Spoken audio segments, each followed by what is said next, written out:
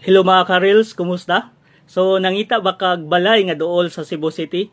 Adonatay, Guada Verde. It's located at Guadalupe, Cebu City. It's around 400 meters sa main highway. Okay, so ang iyang lot area is 60 square meter while ang iyang floor area is 99 square meter. So duplex ni siya mga ka-reels and 70 units ra ni siya. So mauna lang ni ang nagpabilin nga house and lot na dool sa Cebu City. So tagpila ni siya, the price range is around 8.9 M to 9.4.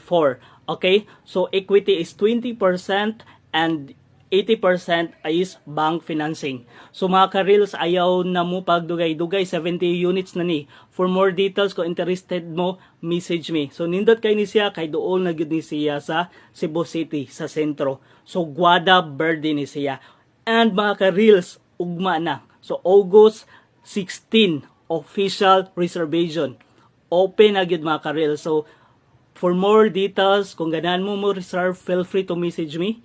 I mo kaulaw and I'm here to assist you. So once again mga ka-reels, this is Arnel, your PRC and the issued registered real estate salesperson. Dagang salamat and maayong gabi.